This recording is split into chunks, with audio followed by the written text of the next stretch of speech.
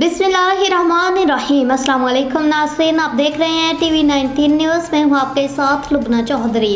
Bulletin का बाकायदा आगाज़ करते हुए आपको बताते चले, ईसा खेल से टीवी 19 न्यूज़ की रिपोर्ट के मुताबिक ईसा खेल पीटीआई के 29 नामजद और सैकड़ों नामालूम कारकुनों को मोअज़्ज़िज़ अदालत ईसा खेल ने दहशतगर्दी दफात समेत तमाम मुकदमात से बरी करके रहा करने का हुक्म दे दिया। 24 नवंबर के एहतजाज में पीटीआई से ताल्लुक रखने वाले ईसा खेल के 29 मालूम 300 नामालूम अफराद को गुज़िश्ता शब रात 12 बजे सिविल मजिस्ट्रेट हाफिज मोहम्मद सलीम ताहर की अदालत में SHO थाना ईसा खेल मकबूल खान ने पेश किया। मुलजिमान के वकील मलक वहीद इकबाल के मुदल्लल दलाइल पर अदालत के जज हाफिज मोहम्मद सलीम ताहर ने FIR नंबर 517 के तमाम मंदरजात से इख्तलाफ करते हुए तमाम मुलजिमान को फौरी रहा करने का हुक्म दिया। जज हाफिज मोहम्मद सलीम ताहर ने फैसला में लिखा, आर्टिकल 19 और 19A पाकिस्तान के तमाम शहरियों को आज़ादी राय का हक देता है। इलाकाई पुलिस सियासी अनाद की बुनियाद पर अपनी मनमर्जी से कार्रवाइयाँ करने के इख्तियारात नहीं रखते।